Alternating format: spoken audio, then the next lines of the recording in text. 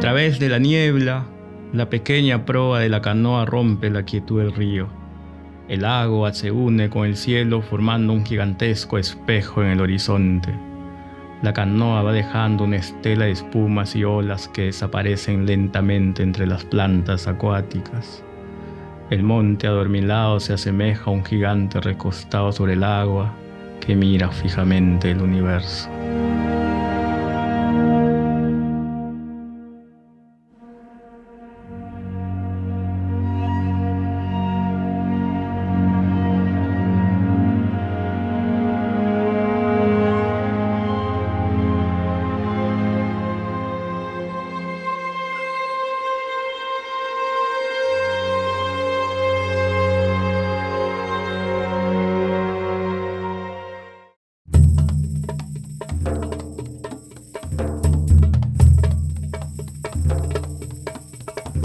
Mi nombre es Harry Roldán Pinedo Valera.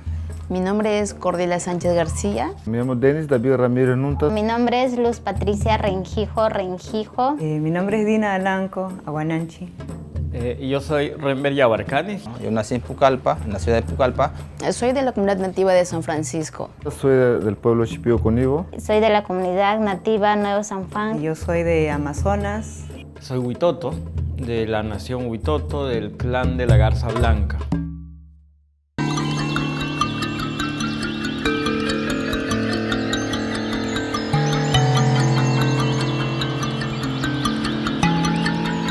El origen de la pintura tiene un origen totalmente material en la cosmovisión huitota, con este personaje que se llama Fidoma. Fidoma no es un personaje, digamos, inventado por la cultura huitota, es un antecesor nuestro que descubrió los colores. El arte Shipibo Conivo nace de la planta, lo que es la ayahuasca. El abuelo toma en la noche y amanece. Ahí el abuelo se inspira a pintar, ¿no? He visto así en mis visiones y hay que plasmarlo en una tela. La pintura siempre fue llevado al ámbito estético y el arte de la curación, de la sanación. Fidoma dona la pintura, enseña su técnica, enseña sus procesos de elaboración de los colores, enseña la forma de cómo pintar con piripiri, que es una hierba de la selva.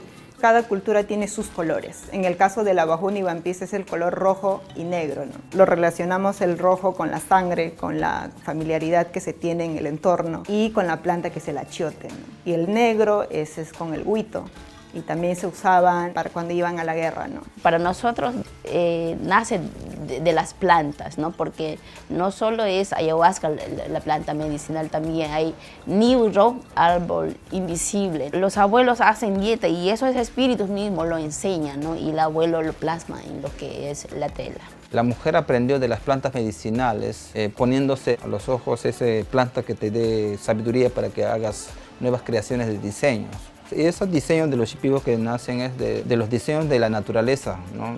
Por ejemplo, el anaconda tiene diseños de curvas. Lo que hace Fidoma pues, es transmitir esos conocimientos que había descubierto. Entonces, después los huitotos lo que harían sería pintar las columnas de las casas para sus celebraciones, pintar sus coronas, pintar los bastones de mando.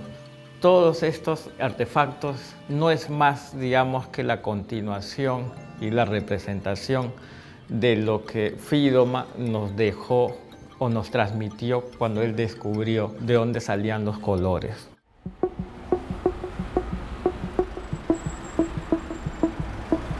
La canoa nació en una noche inquieta y vigorosa de luciérnagas que pretendían ser estrellas, guerreros susurrando poemas en oídos de sirenas. El río, su padre, de voz musical, la modeló con el primer fuego. Sus costillas se abrieron para cobijar familias, trasladar pueblos y huir de peligros.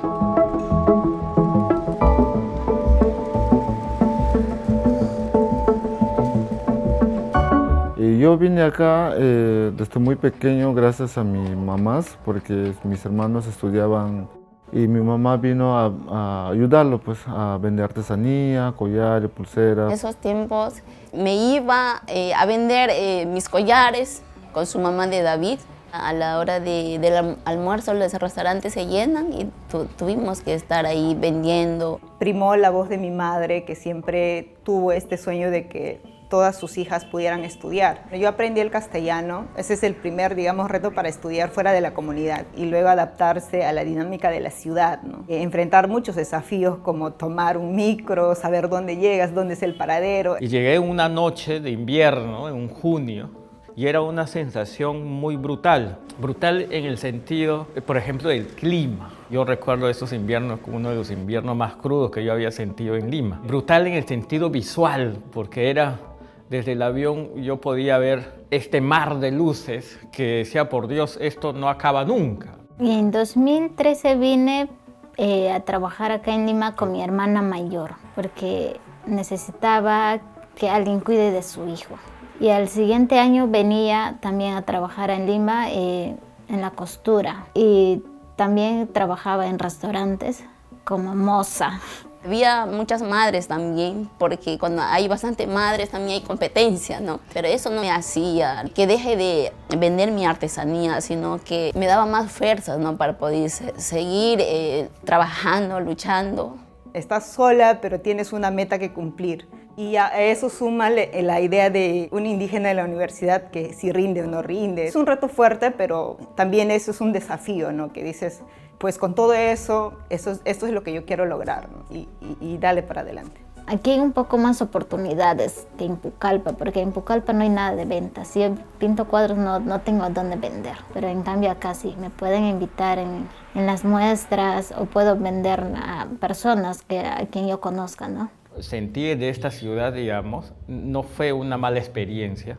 De hecho, en todo este trayecto de mi carrera han sido pocas veces las experiencias con el racismo, o pocas veces han sido experiencias tan desagradables, ¿no? Como otros migrantes u otros indígenas han tenido.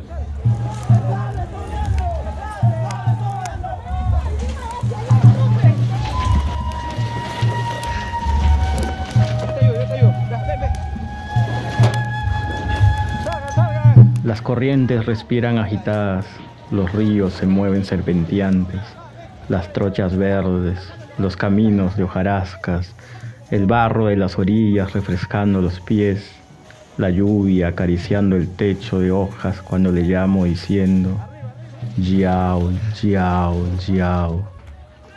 La lluvia, mi lluvia, nuestra lluvia. ¿En qué lengua debo llamarte para que reconozcas mi voz?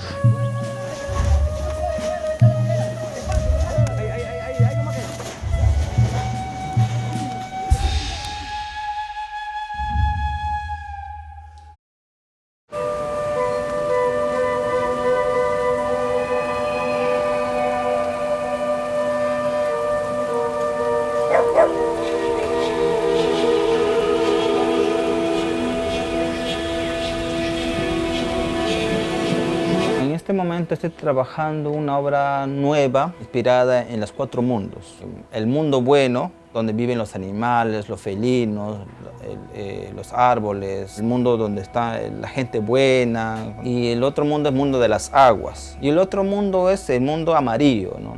Donde todo es enfermedad y destrucción. Pero yo ahora he cambiado la perspectiva de ese mundo.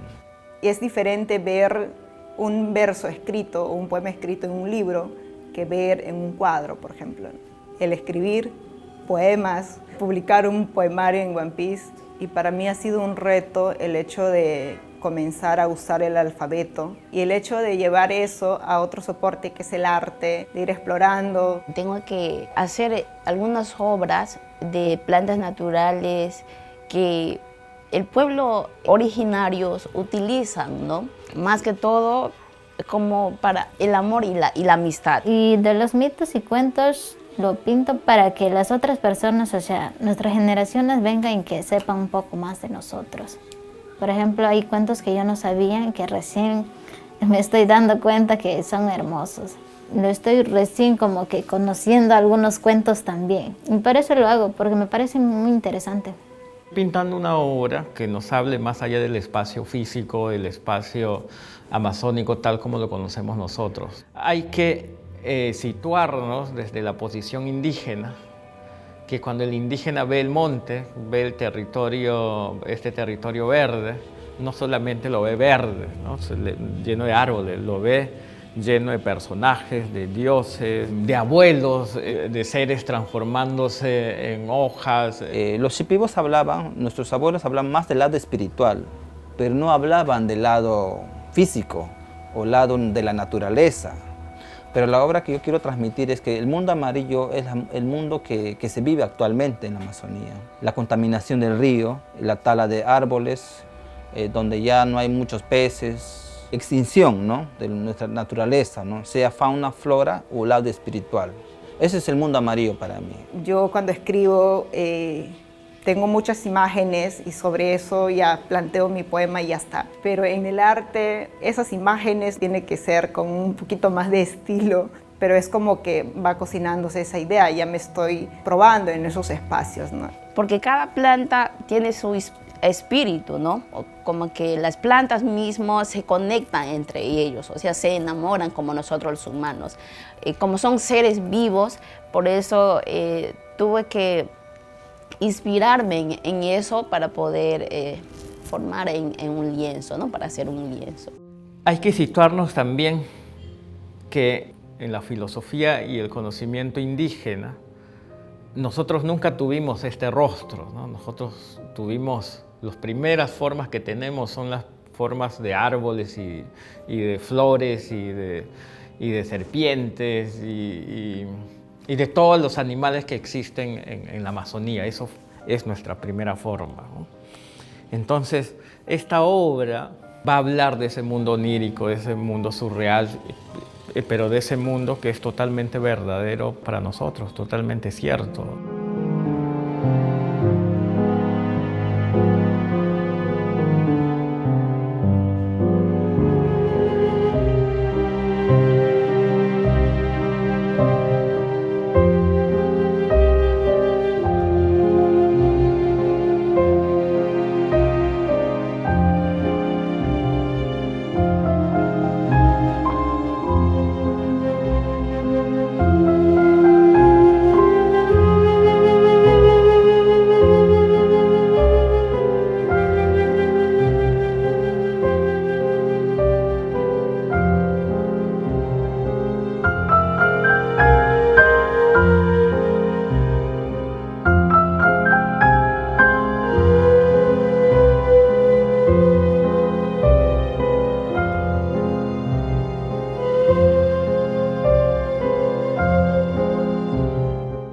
Comienza a surgir un movimiento que a partir de las exposiciones y la participación de artistas indígenas en las muestras, el artista indígena se comienza a cuestionar y comienza a decir cuál es nuestro espacio, dónde estamos nosotros en la historia del arte peruano, ¿no? ¿Cuál es nuestro lugar?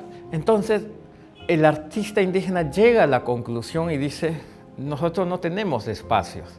No tenemos un espacio en el circuito del arte peruano, no tenemos un mercado en el arte peruano, entonces hay que construirlo, ¿no? Y ahí nace lo que nosotros venimos a llamar el arte indígena contemporáneo, que es un arte que se retroalimenta a sí mismo, se retroalimenta a partir de las historias, a partir de sus mitos, a partir de las cotidianidades, a partir de todos estos trabajos milenarios que es construir una casa, hacer una canoa, pescar, enseñar un canto, curar, hacer una artesanía, hacer tu tabaco, tu coca, hacer tu comida.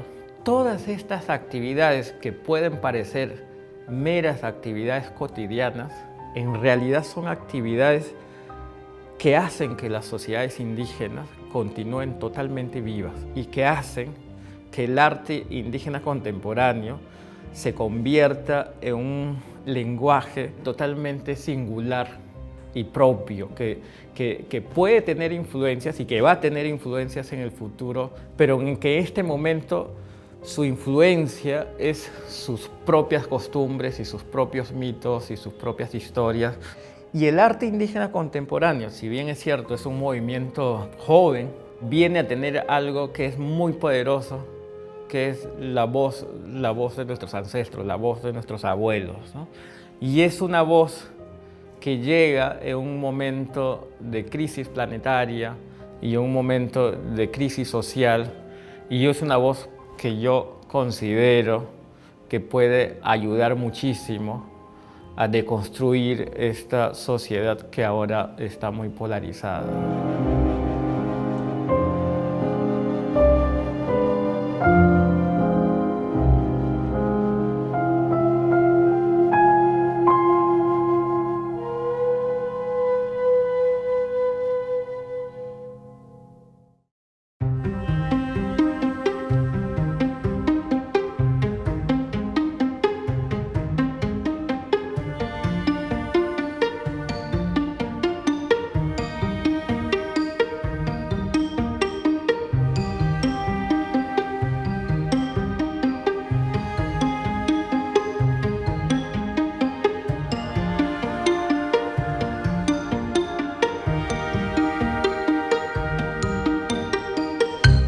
La canoa abre sus ojos y descubre ciudades resplandecientes, edificios de cristal, puentes, carreteras, muchedumbres, senderos secos y grises. Un camino luminoso en el horizonte la conduce a una maloca. En ella, la palabra de nuestros ancestros se transforma para curar el alma y cicatrizar heridas sangrientas.